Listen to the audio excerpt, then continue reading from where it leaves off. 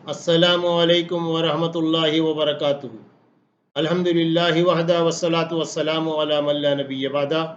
معزز سامعین، دوستوں، نوجوانوں اور بزرگوں، تمام حمد و ثنا کے لائق وہی وحدہ لا شریک لہ ہے جس نے ہم تمام کو یہ ایک مقصد کے ساتھ پیدا کیا۔ معزز سامعین،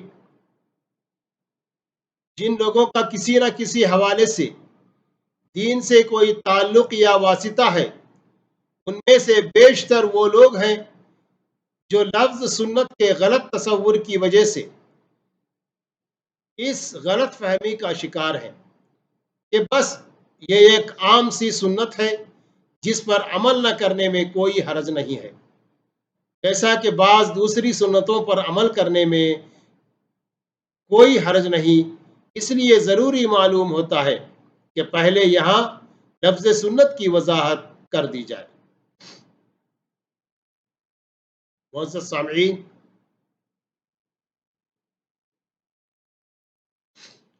سنت کا لغوی مفہوم طریقہ ہے اور شرعی اصطلاح میں رسول اکرم صلی اللہ علیہ وسلم کا ہر فعل سنت کہلاتا ہے، اور یہ بات معلوم ہے کہ رسول اکرم صلی اللہ علیہ وسلم کے تمام افعال یا سنتیں ایک ہی درجے کی نہیں۔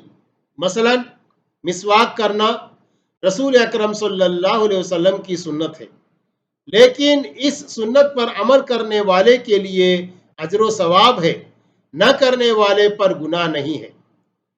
فقہا نے ایسی سنتوں کے لیے مستحب کا لفظ استعمال فرمایا ہے۔ بعض سنتوں پر آپ صلی اللہ علیہ وسلم نے ہمیشگی فرمائی ہے، مثلا نماز ظہر سے قبل 4 رکعت نماز، جس کے لیے فقہا نے سنت موقدہ کا لفظ استعمال فرمایا۔ ایسی سنت بلا وجہ ترک نہیں کرنی چاہیے، لیکن شرعی عذر کے سبب کبھی ترک ہو جائے تو اس پر بھی گناہ نہیں۔ بعض سنتیں ایسی ہیں جن پر عمل نہ کرنے سے انسان جہنم کا مستحق ٹھہرتا ہے۔ ایسا عمل بھی اپنے لغوی معنوں میں تو سنت ہی کہلائے گا، لیکن فقہا نے اس کے لیے واجب کا لفظ استعمال فرمایا ہے۔ مثلا ازار یا شلوار کا ٹخنوں سے اوپر باندھنا تو سنت، لیکن یہ سنت واجب کے درجے کی ہے، جس کے تارک کے لیے واضح طور پر حدیث میں آگ کے الفاظ آئے ہیں۔ لہذا اسے سنت کہہ کر نظر انداز کرنے والا سخت غلط فہمی کا شکار ہے۔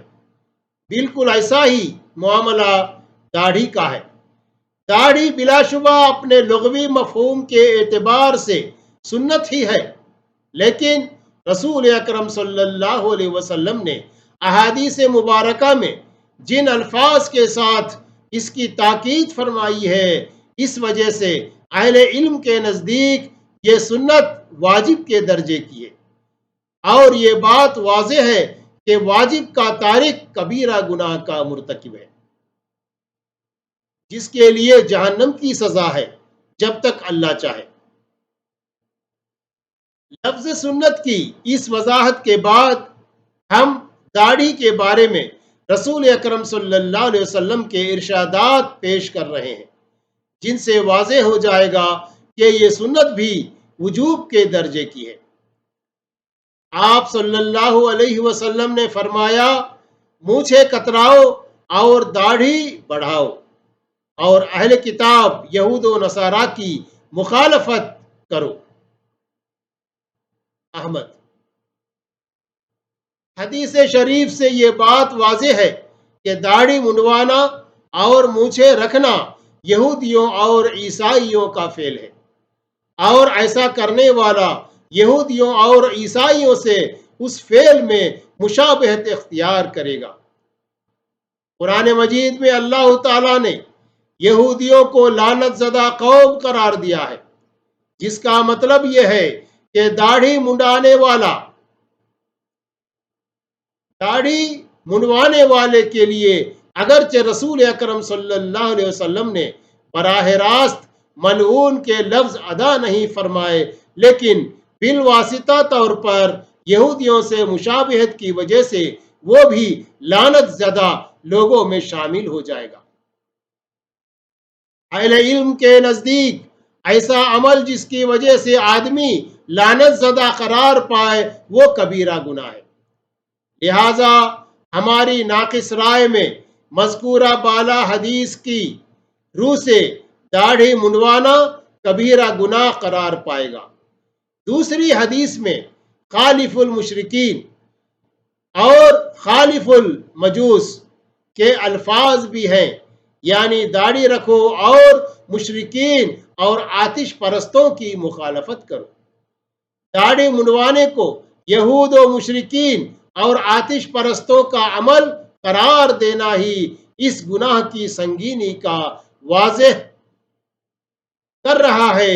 گویا داڑھی منڈوانے والا داڑھی منڈوانے کے بعد یہودیوں، مشرکوں اور آتش پرستوں کی صف میں شامل ہو جاتا ہے۔ معزز سامعین، شاہ ایران کے حکم پر رسول اکرم صلی اللہ علیہ وسلم کو گرفتار کرنے کے لیے دو مجوسی مدینہ منورہ آئے۔ دونوں ہی داڑھی منڈے تھے۔ رسول اکرم صلی اللہ علیہ وسلم نے ان دونوں کی طرف دیکھنا تک پسند نہ فرمایا اور ان سے فرمایا، تم دونوں کے لیے ویل ہو، تمہیں داڑھی منڈوانے اور مونچھیں رکھنے کا حکم کس نے دیا ہے؟ رسول اکرم صلی اللہ علیہ وسلم کے اس ارشاد سے یہ بات واضح ہو جاتی ہے کہ داڑھی منڈوانا ویل کا باعث ہے۔ یاد رہے، ویل جہنم کی ایک وادی کا نام ہے، اور بعض مفسرین نے اس کا ترجمہ ہلاکت اور بربادی کیا ہے۔ دونوں صورتوں میں نتیجہ ایک ہی ہے کہ داڑھی منڈوانے والے کے لیے جہنم ہے۔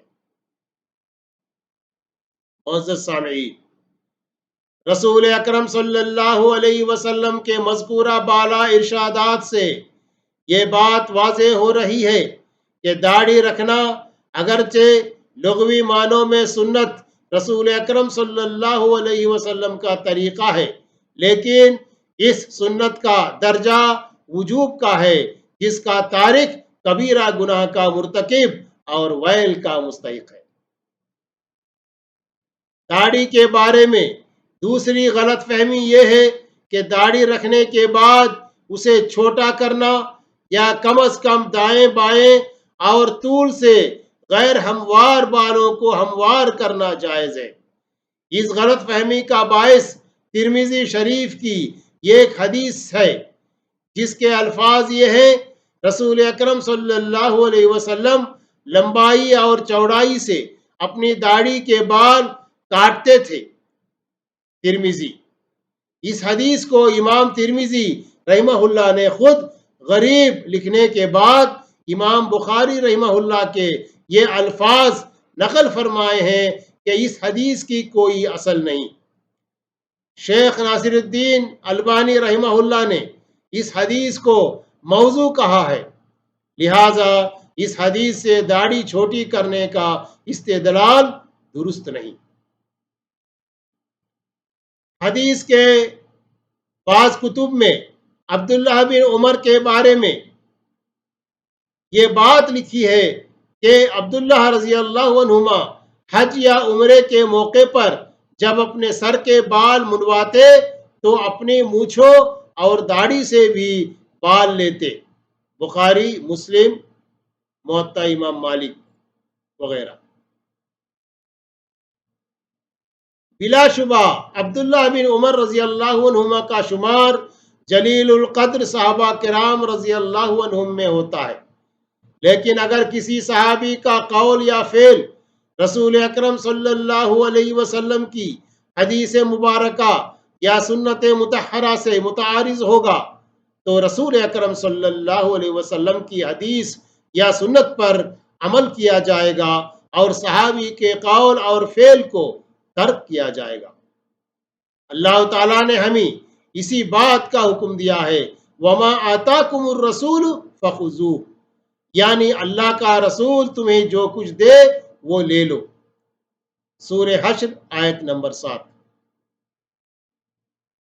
پس حاصل کلام یہ ہے کہ داڑھی رکھنا واجب اور منڈوانا کبیرہ گناہ ہے، اور رکھنے کے بعد اسے چھوٹا کروانا یا دائیں بائیں سے کاٹنا بھی جائز نہیں۔ اللہ ہمیں رسول رحمت صلی اللہ علیہ وسلم کی اس واجب سنت پر عمل کرنے کی توفیق عطا فرمائے، آمین۔ اس کے لیے ہم کو چاہیے دینی تعلیم، کتاب و سنت کی تعلیم، قرآن اور صحیح احادیث کی تعلیم۔ اللہ تعالیٰ سے دعا ہے کہ ہم تمام کو دینی تعلیم حاصل کرنے اور اس کے مطابق دائرہ اسلام میں رہتے ہوئے زندگی گزارنے کی توفیق عطا فرمائے، آمین۔ وآخر دعوانا ان الحمد للہ رب العالمین۔ السلام علیکم ورحمۃ اللہ وبرکاتہ۔